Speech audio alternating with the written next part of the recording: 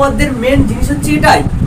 আসলে এখান থেকে প্রশ্নটা জাগলো আমার মনে, তোদেরকে বললাম, আর ওটা আজকেই সব। এবং এই লেখাটা যে লিখে বলে পরীক্ষায় তাকে দিয়ে দেবে 1 থেকে 1.5 নাম্বার। যদি বাকিটা না লিখে, বাকিটা লিখে যদি ভুল করে, ব্যাস এই 1 থেকে 1.5 যার ভিতরে ঢুকে আছে ও তো পাবে ওটা। কে না এপারে বাড়া বাড়া, আমি এপারে বাড়িয়েছি, কেউ চাইলে এটাকে এপারেও বাড়াতে পারতো, কোনো প্রবলেম নেই। আমার ফাটা দেয়াল বাড়াতে পারলাম, ঠিক আছে। তুই যতক্ষণ না এই পুরো জিনিসটা করবি ততক্ষণ লজিকটা ধরতে পারবি। আর আমি লাস্ট পর্যন্ত লজিকটা ধরে পড়বো কেন আমি এটা অঙ্কন করবো। ওকে চল।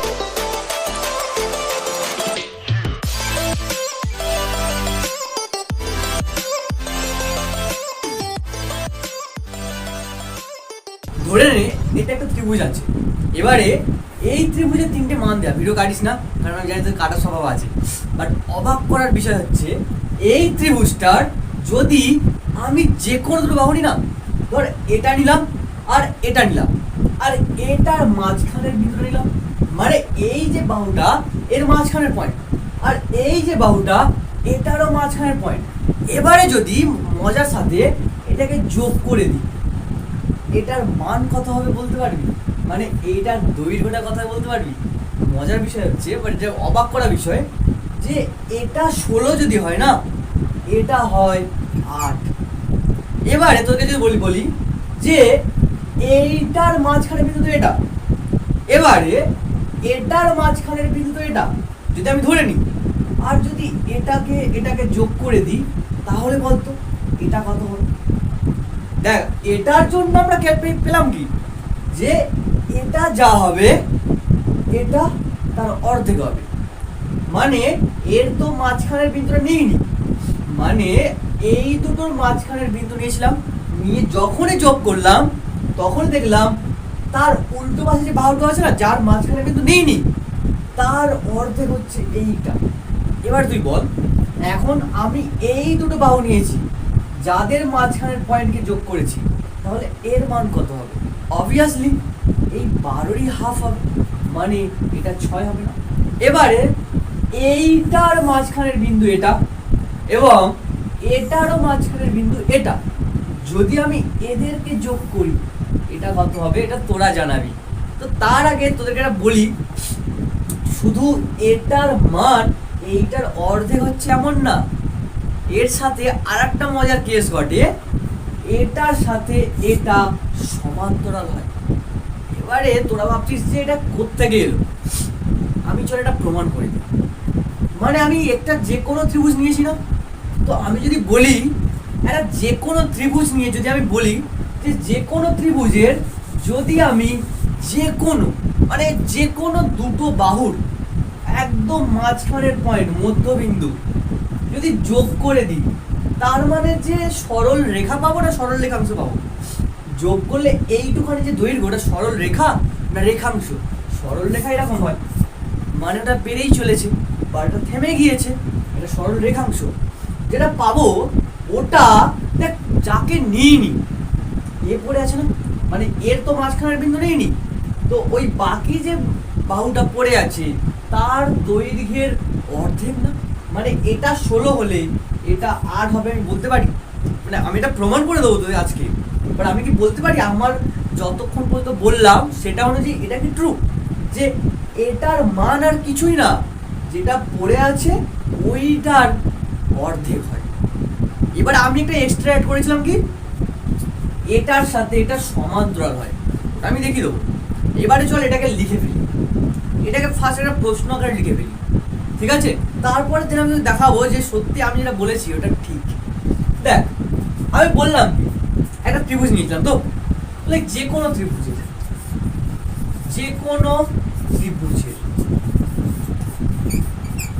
আচ্ছা আমি কি এই যে দুটো বাহুকে আমি কি আগে থেকে চুজ করে রেখেছিলাম? না, আমি তোকে পরে এটার সাথে এটা দেখেছিলাম, মানে আমি ইচ্ছে মতো যে কোনো দুটো বাহু নিতে পারি না।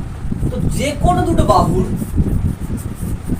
যে কোনো দুটি বাহুর কি করেছি আমি, একদম মাঝখানের পয়েন্টকে যোগ করেছি না, তাহলে মধ্যবিন্দু বলতে পারি। তাহলে মধ্যবিন্দুকে যোগ করলে কি পাই? একটা সরল রেখাংশ। তাহলে যে কোনো দুটোর বাহুর মধ্যবিন্দুর যে সংযোগ সরল রেখাংশ পাচ্ছি ওটা নাকি 3 নম্বর বাহুটা, মানে এটার অর্ধেক। মানে লিখতে পারি বাহুর মধ্যবিন্দু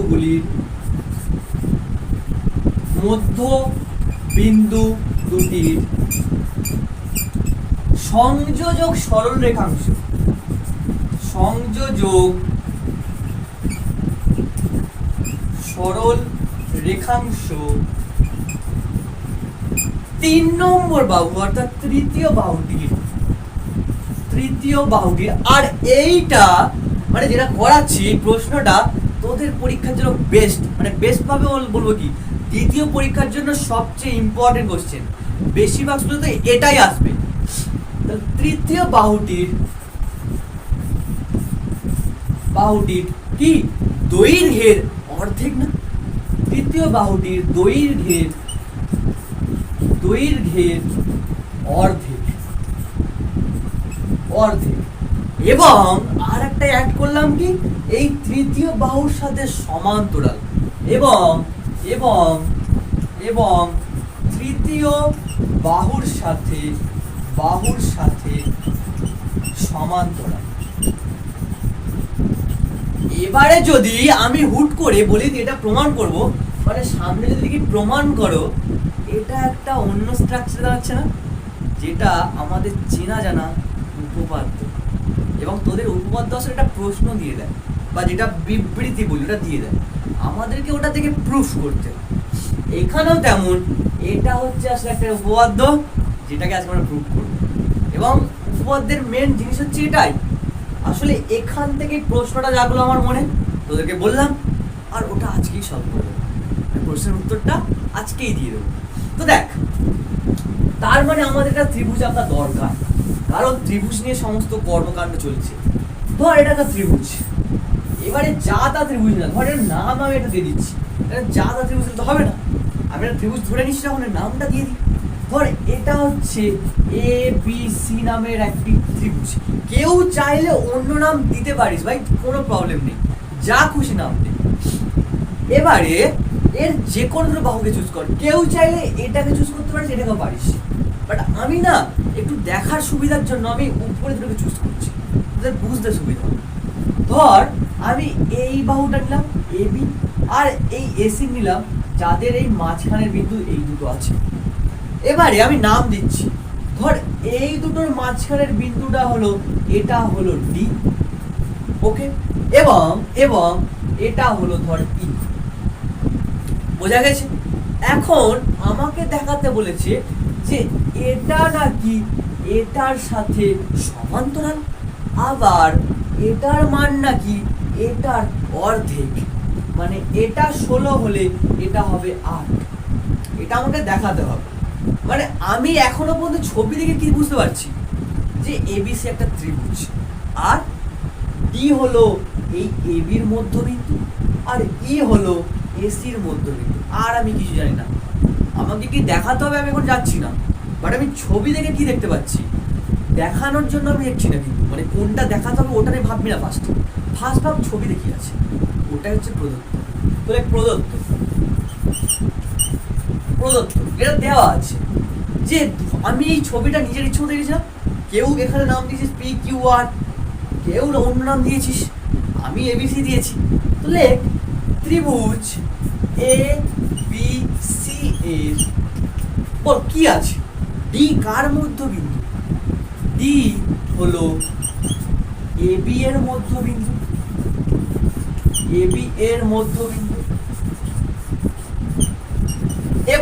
এবং আরেকটা আছে মতন E হলো কার, AC এর মধ্যবিন্দু,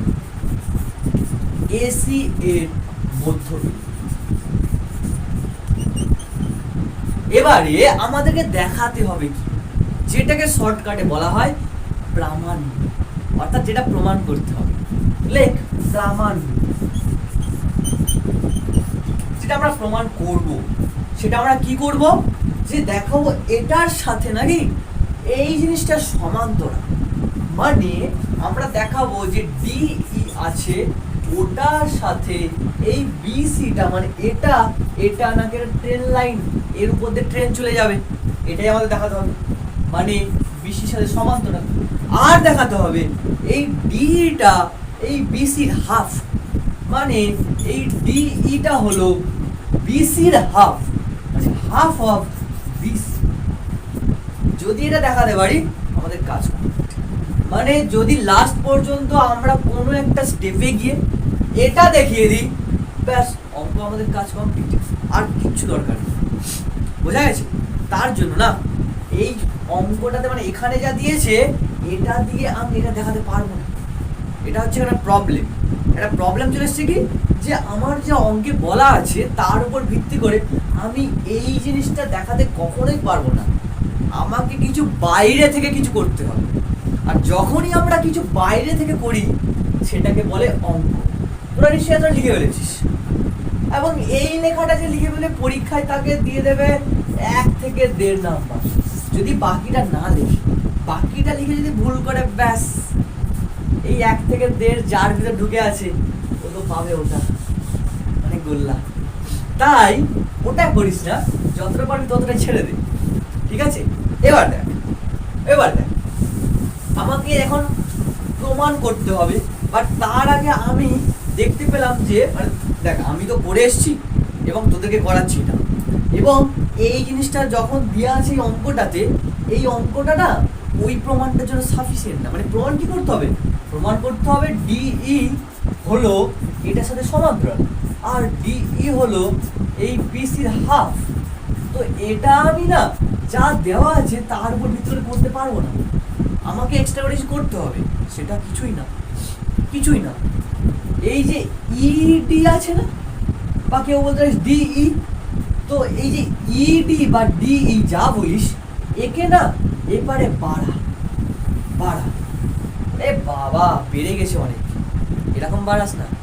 বাড়িছিস ঠিক আছে, এবার একটা কাজ কর, এখান থেকে এতটা মাপ নে, এখানে বসা, মানে মেপে নে, বাকিটাকে মুছে দে, মানে এই রকম জায়গাটায় হয়েছিল। আরে গেছে আবার এইখানটা নিলাম, নিয়ে এই বসলাম, মানে এই জায়গাটা, মানে এতটা বন্ধ এসছে। মানে কি করলাম বলতো, আমি যদি তোকে বলি যে এই ইডি কে আমি বাড়িয়েছি কিন্তু, এবং পুরোটা না, পুরো অনেক দূর বাড়াইনি, আমি ধর এফ পর্যন্ত বাড়িয়েছি। এবারে কেমন করে বাড়িয়েছি দেখ, এমন করে বাড়িয়েছি যাতে এখানের মাপের সাথে এখানের মাপটা সেম হয়। এটা হচ্ছে কাজ, ঠিক আছে? তাহলে লেখ না অঙ্কন। এই যে ইডি কে বাড়ালাম, আর যেটাকে ভালো ভাষায় বলা হয় বর্ধিত করলাম। তো লেখ ইডি কে কতটা বর্ধিত করেছি, এফ পর্যন্ত। তোরা লেখ বাড়ালাম, কোনো প্রবলেম নেই, পর্যন্ত লিখে দিচ্ছি, বাড়ালাম। এবং কেমন করে, যেখানে এই যে ডিই আছে ওটার সাথে এই ডিএফ সমান, ডিইর সাথে ডিএফ সমান। আর একটা ছোট্ট কাজ করেছি এখানটায়, এখানে দেখ কিরকম খোলামেলা হয়ে আছে জায়গাটা, তো একটু করে এটাকে জুড়ে দিলাম, মানে লিখে দে এবং এফ কমা বি, মানে এফ আর বি যুক্ত করলাম। এটা আমি করেছি, ইচ্ছে করে করেছি। এবারে কেউ চাইলে, যার যেমন ছবি, কেউ চাইলে এটাকে এপারেও বাড়াতে পারতো, আমি এপারে বাড়িয়েছি, কেউ চাইলে এটাকে এপারেও বাড়াতে পারতো, কোনো প্রবলেম নেই। আমার দেখ ফাটা দেয়াল, তাই বাড়াতে পারলাম না, ঠিক আছে? দেখ তাহলে আমি এখন অঙ্কনটাকে বোঝাতে পারলাম, অঙ্কনটা কি করেছি এটাকে মনে থাকবে। এবার অঙ্কন কেন করেছি, এটা কেন করলাম, তার পিছনে লজিক আছে। তুই যতক্ষণ না এই পুরো জিনিসটা করবি ততক্ষণ লজিকটা ধরতে পারবি না, আর আমি লাস্ট পর্যন্ত লজিকটা ধরে দেবো কেন আমি এটা অঙ্কন করলাম। ওকে চল, এবারে চল প্রমাণ দেখ, আমার সাথে তুলতে থাকবি কিন্তু ভাই, ভিডিওটা কাটবি না, তুলতে থাক, তো লাস্ট পর্যন্ত এই জায়গাটা পুরো ক্ল্যারিফাই হয়ে যাবে যে এই জিনিসটা কি বলতে চেয়েছে। আর এটা পরীক্ষায় নামানো কোনো মতেই কঠিন না, একদম ইজি ব্যাপার। দেখ প্রমাণ, প্রমাণ খুবই সহজ, সিম্পল। দেখ তিনটে স্টেপ করলাম, প্রদত্ত প্রদত্ত প্রামাণ্য অঙ্কন, কিচ্ছু ফারাক পড়লো না, প্রমাণটাতেও ফারাক পড়বে না, বেসিক জিনিস আছে। দেখ ভালো করে দেখ। আচ্ছা দেখ, যদি আমি বলি এই লাইনটা একটা ক্রস করেছি, ধর ক্রস করেছি, তাহলে এই কোণের সাথে এই কোণ সমান হয় না, হ্যাঁ কি না? আর আর এটার সাথেও এটা সমান হয়, হ্যাঁ কি না? মাকড়সার জাল এঁকে দিয়েছে, এটা মাকড়সার জাল না, এটা অ্যাঙ্গেল, এবং এটা একটা আলাদা প্রকৃতির। কি অ্যাঙ্গেল বলতো? বিপ্রতীপ। ঠিক আছে, তো এখানে এটার সাথে এটা সমান এবং এটার সাথে এটা সমান, এবং এখানটাও এরকম জিনিস আছে। দেখ দেখ ভালো করে দেখ, ভালো করে দেখ, এখানে না আমি এই রকম একটা ত্রিভুজ পাচ্ছি, এইখানে দেখ এই একটা ত্রিভুজ পাচ্ছি, আর এই একটা ত্রিভুজ পাচ্ছি। আমার মতো করিস না ছবিতে, এরকম করলে ব্যাস আর নাম্বার পাবি না পরীক্ষায়। এটা আমি বোঝানোর জন্য করছি, তোরা প্র্যাকটিস করবি যখন করবি, বাট পরীক্ষার খাতায় ফাইনাল ছবিটা যেন ফ্রেশ থাকে পুরো। ঠিক আছে, দেখ ত্রিভুজ নাম দিলাম ADE, নাম দেবো কি? নাম তো দেওয়াই আছে। আর এই ত্রিভুজটা যদি ভাবি, ত্রিভুজ ত্রিভুজ BDF, এখন ভাবিস না যেটা কি হচ্ছে, ভাবিস না, তুই লাস্ট পর্যন্ত বুঝতে পেরে যাবি যে কি করতে চেয়েছি, আমি তোকে বলে দেবো জিনিসটা। দেখ এই দুটো ত্রিভুজের মধ্যে যদি দেখি না, এটা যে দাগ, এটাও তো একটা দাগ, নাকি এইখান থেকে আসা পরে বেঁকে গেছিলাম ভাবে, বাঁকেনি তো, সোজাই গিয়েছে। আর এই দুটো ক্রস করেছি, তাহলে কি বলতে পারি এই কোণটা সমান, মানে এই ত্রিভুজটাকে প্রথমে লিখেছি তো, এই ত্রিভুজের এই কোণটার সাথে এই ত্রিভুজের এই কোণটা সমান বলতে পারি। তোরা বল কেন? বিপ্রতীপ, একটু আগে বললাম। মানে আমি লিখতে পারি, একে আগে লিখছি তো, তাহলে এর কোণের নাম কি? এ, এইখানে ডি আর ই, মানে ADE, এই যে কোণটা এটা সমান এই BDF এর সাথে, BDF এর সাথে। আর আর আর একটা মজার বিষয়, সেটা হলো যে তোরা বলবি আমি এটা ঠিক বলছি কিনা। আমি বলছি এইখান থেকে এতটা, ভালো করে বলছি, এইখান থেকে এতটা নাকি এইখান থেকে এতটার সাথে সমান। মানে আমি বলছি এখান থেকে এতটা যা, এখান থেকে এতটা তাই। এবার তোরা বল আমি ঠিক বলেছি? আমি লিখছি কিন্তু, বা তোরা ভাব এটা যে আমি কি ঠিক বলেছি।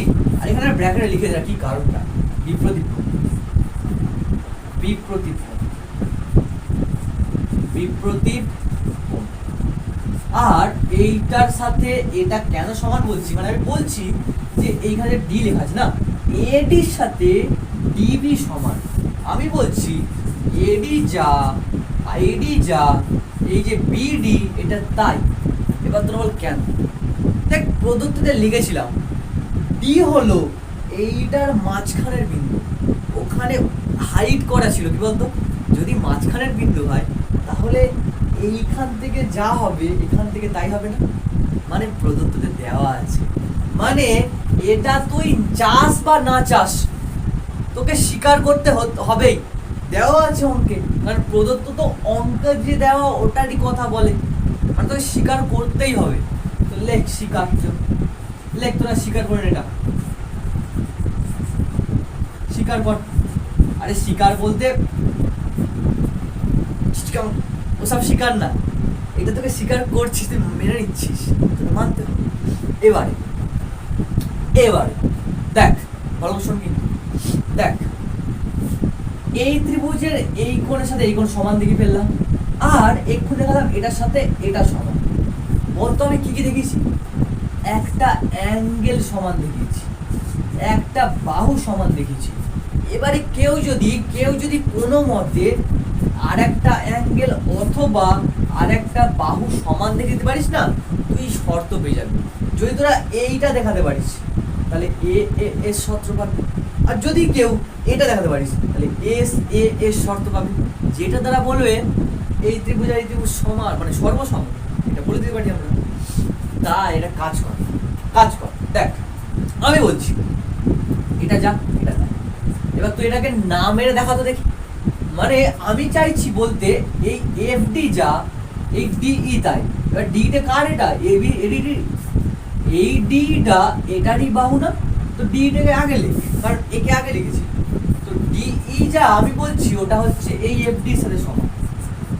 এবার তোরা বল এফডিটা কি আর এই ডিটা কি সমান হলো কেন? এফডি বলতে ফিক্সড ডিপোজিট না, বল সমান হলো কেন? কেন সমান হলো? এটা মেন কারণ হলো আমি অঙ্কন যখন করেছিলাম, মানে দেখ আমি অঙ্ক করার সময় শুরু থেকে যেগুলো করে আসবো ওগুলোকে কিন্তু মাঝখানে আমি প্রাধান্য দেবো, মানে মানবো যে আমি যা করেছি ঠিক করেছি, ঠিক আছে? এবং আমি অঙ্কন যখন করেছিলাম তখন এটাকে সমানভাবে এঁকেছিলাম, মানে আমি বলতে পারি এই জিনিসটা অঙ্কনে লেখা ছিল, অঙ্কনে লেখা ছিল, তাহলে লিখতে পারি অঙ্কনান অনুযায়ী, অঙ্কনান অনুযায়ী মানে অঙ্কন অনুযায়ী আমি এটা বলতে পারি। বোঝা গেছে যে এটা অঙ্কনে ছিল। এবার দেখ তুই এখান থেকে এস পেয়ে যাবি, তাহলে বল এ এস এস বা কেউ বলতে পারিস এস এ এস, এই শর্ত দিয়ে কি দুটো ত্রিভুজ সর্বসম হলো? লেখ লেখ ত্রিভুজ এ ডি ই সর্বসম ত্রিভুজ ত্রিভুজ বি বি ডি এফ। কোন শর্তে, কোন শর্তে? ভাব এটা এ এস এস এ এস শর্তানুসারে, শর্তানুসারে। কেউ চাইলে এ এস এস লিখতেই পারিস, চল বাবু আমি লিখে দিচ্ছি, ছাড়, এ এস এস কোনো ফারাক পড়ে না জিনিসটাতে। এবারে ম্যাথামেটিশিয়ানরা বলে একটু গুছিয়ে লেখো, তাই জন্য না ওরা কিছু গুছিয়ে লেখার জন্য বলে দিয়েছে, এটাকে লেখো না এস এস, দেখতে ভালো লাগে। স্যাস স্যাস স্যাস হয়নি কিন্তু, আর এখানে স্যাস বলে দিয়েছে, কারণ এটাই মেন কাজ, যে এতটা করে ফেলবে তারপরে করাটা তার কাছে কিচ্ছুই না, কিচ্ছু না তার কাছে। দেখ ভালো করে দেখ, যদি দুটো ত্রিভুজ সর্বসম হয় বলতো যে কোণগুলো সমান তাদের মানে অপোজিটে মানে উল্টো দিকে যে বাহু আছে তারা সমান হয়, এবং যে বাহুগুলো সমান হয় তাদের উল্টো দিকে যে কোণ থাকে তারা সমান হয়।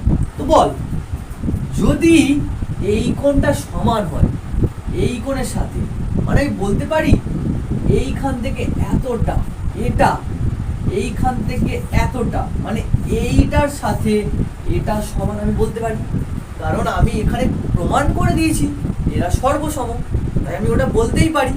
তো এটা তো সমান লেখা হয়েছে, আমি এটাকে মুছছি, পারলে ভিডিওটাকে পজ করে লেখে দেখ, আমি এটাকে মুছলাম, এখান থেকে মুছলাম, আমি কিছু কিছু জিনিস ইউজ করবো তাই জন্য মুছলাম। দেখ আমি বললাম কি এটার সাথে এটা সমান, তার জন্য আমি বলতে পারি যে এটা যা এটা তাই, মানে এ ই, অতএব আমি লিখতে পারি এই যা বি এফ ওটাও তাই। তোর কেন? কারণ দুটো ত্রিভুজ সর্বসম আর তাদের এই দুটো কি হয়ে যায়, কোণের উল্টো দিক বাহু, তো মানে অনুরূপ বাহু হয়ে যায়। লেখ সর্বসম, মানে এর পরে লেগে না, সর্বসম ত্রিভুজের ত্রিভুজের অনুরূপ অনুরূপ বাহু। বোঝা গেছে কি মাথায় ঢুকে যাবে বিষয়টা, জিনিসটাকে মাথায় ঢুকে যাবে বিষয়টা যেটা বললাম। দেখ ছাড়, এটা যদি হয়ে যায় এর পরেরটা দেখ, দেখ ভালো করে দেখ, এটা তো আমি যখন প্রমাণ করছিলাম এস এস, এটা এটাকে ধরেছিলাম সমান, এটাকে ধরেছিলাম সমান। তো তুই বলতো যদি এটার সাথে এটা সমান হয়, ছাড় ওটা না বললেও তোকে আমি যদি এইভাবে এটার সাথে এটা সমান ছিল তো, মানে এটার সাথে এটা সমান ছিল তো, বল এর উল্টো দিকে কে আছে? এ আছে, আর এর উল্টো দিকে কে আছে? এ আছে। তো আমাকে বলতো এরা সমান হবে, ভালো করে বোঝ কিন্তু, এটার সাথে এটা সমান ছিল মানে এর উল্টো দিকে এ আর এর উল্টো দিকে এ সমান হবে। তো আমি লিখতে পারি যে এই কোণটা এ ই ডি, এ ই ডি কার সাথে সমান? এটার সাথে, মানে B F D, B F D. এবার তোরা বল কেন? একই ব্যাপার, সর্বসম ত্রিভুজের অনুরূপ দেখ আগেরটা বাহু ছিল, এটা তো কোণ, এটার উপর ভিত্তি করে এই দুটো এসছে কিন্তু, বুঝতে গেলি? অনুরূপ অনুরূপ অনুরূপ কোণ। আর মজার ব্যাপার হচ্ছে এরা সমান হয় কখন জানিস? দেখ ভালো শোন, এই দেখ দুটো দাগ আছে সমান্তরাল, এটা ছেদ করেছে, এটার সাথে এটা সমান হয় কখন জানিস? যখন এরা সমান্তরাল হয়, না হলে সমান হয় না। আর যদি এরকম পাস তুই, এরা দুজন সমান, তার মানে এটা বোঝায় এরা সমান্তরাল। তাহলে বলতো এই দাগটা আছে, এই দাগটা আছে, আর এই দাগটা আছে, এটা ভেঙে গেছে মানে ছেদ করেছে, মানে এই দাগটা আসলে এইটা, ঠিক আছে? এবং এটা ধর এটা, আর এটা ধর এটা।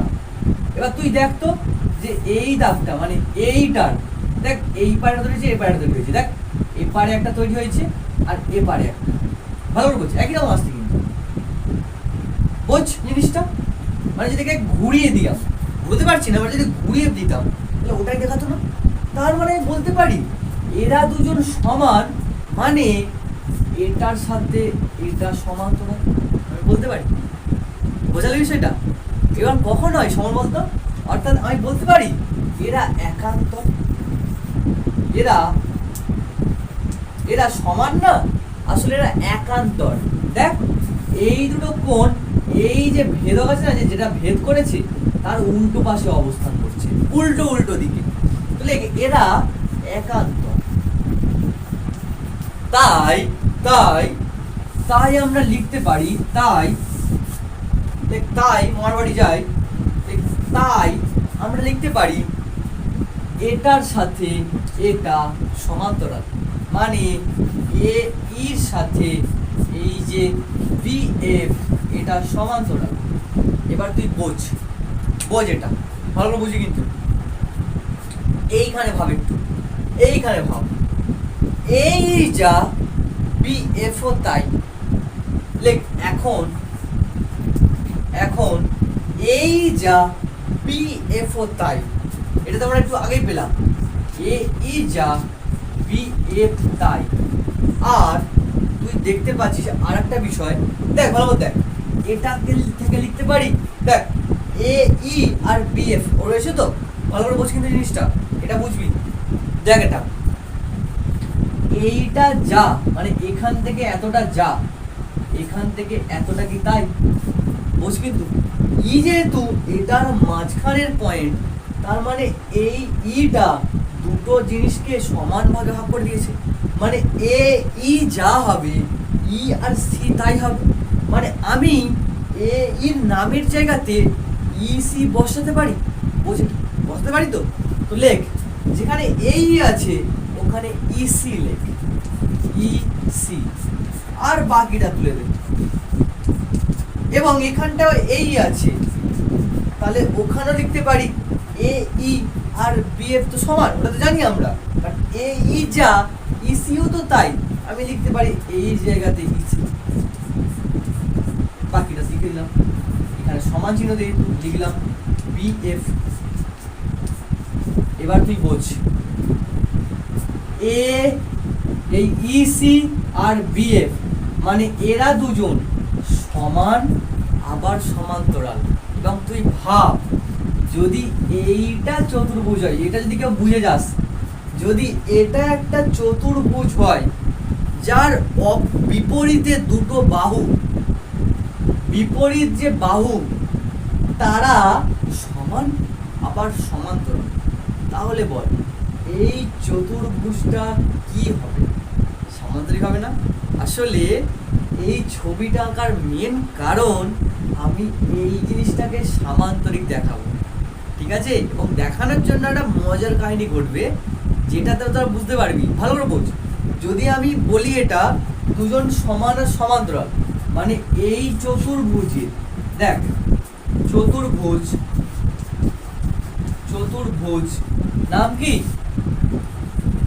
বিএফইসি,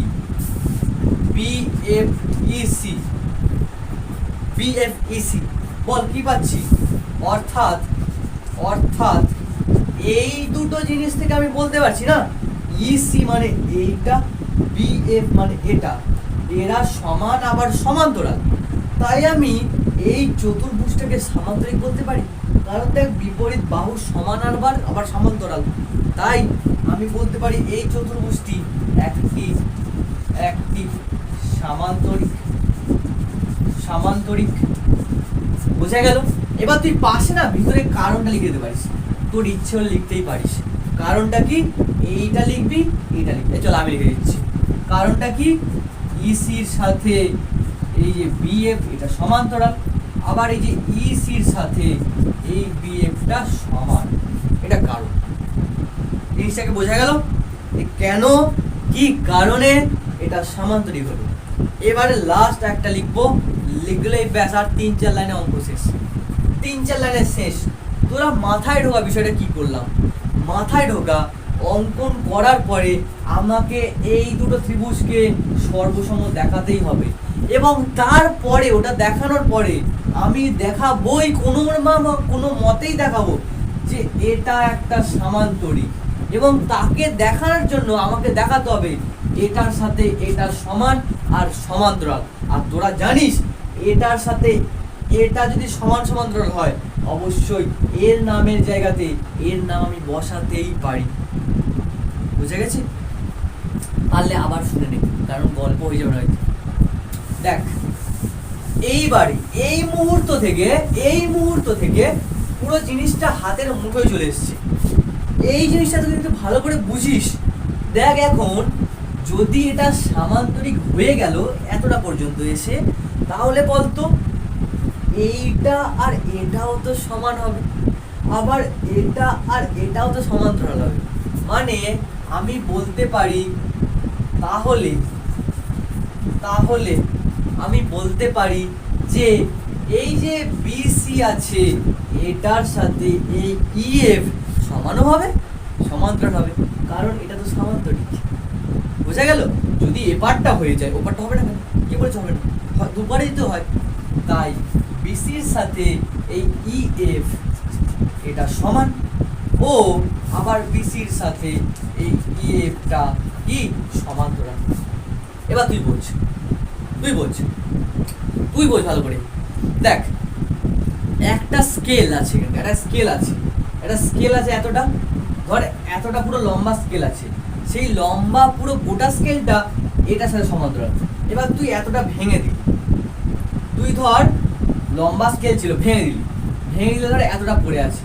দেখ এই ডাস্টটা যদি এখানে আড়া বসাই, আর আসে কি আমার কাছে, ধর এটা, দেখ এই দুটো ডাস্টার যদি ভাবি এটা স্কেল মিলে জুড়ে তৈরি হয়েছে, এই পুরো লাইনটা এটার সাথে সমান্তরাল।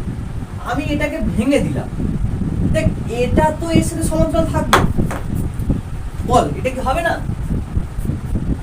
এই জিনিসটার সাথে ভাঙাটার সাথে এটা তো থাকবে, মানে এটা পুরোটা এর সাথে সমান্তরাল। তো তুই যদি এইটুখানিকে বাদও দিস, এইটুখানি তো এর সাথে সমান্তরাল থাকবে, হবে না?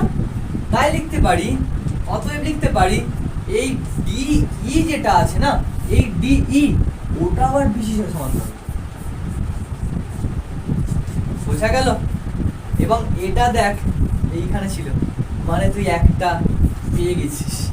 মানে এখানে লিখে দে প্রমাণিত। লিখবি এখন? আরে আর একটা দেখানোর বাকি আছে, এটা তো একটা হয়েছে, আরটা দেখা। দেখ আরেকটা ইজি আছে, দেখ ভালো করে দেখ। এই যে ডিই, ভালো শোন, এই যে বিসি যা ইএফ তো এক্ষুনি তুই দেখালি সমান, ইএফ তো সমান দেখালি এক্ষুনি, তুই বুঝতে পারলি? তো বল এই যে ইএফ বলতে পারি এই এতটা ডাস্টার আর এতটা ডাস্টার যোগ করলে হবে, মানে এখান থেকে এতটা আর এখান থেকে এতটাকে যোগ করলে এই পুরোটা পাবো, মানে এফ ডি যোগ ডিই। বোঝা গেছে? এবার তুই বোঝ, অঙ্কন যখন করেছিলাম এফ ডি যা ছিল এই ডিইও তাই ছিল না, মানে এফ ডির নামের জায়গাতে আমি ডিইর নাম বসাতে পারি। তো এখানে এফ ডি আছে, ওখানে তুই ডিই লিখে দে, আর এখানে ডিই আছে বসিয়ে দে। তাহলে বল আমি কটা ডি দেখতে পাচ্ছি? দুটো ডি দেখতে পাচ্ছি। আর আমি এখানে পাচ্ছি কি বিসি, মানে আমি বলতে পারি এটা বিসি হচ্ছে দুটো ডি এর সাথে সমান। এটা ঘুরিয়ে লে, ঘুরিয়ে লে, কোথায় লিখি রে? আমি এইখানে লিখব, জায়গা তো নেই, এইখানটাতে লিখি।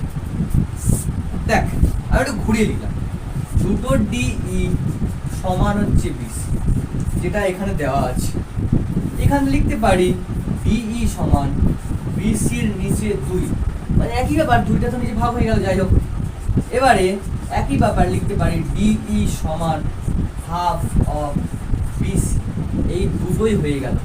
আর লাস্ট যেটা তোদের কাজ, যেটা আমি বলবো না, লিখে দে নিচে প্রমাণিত।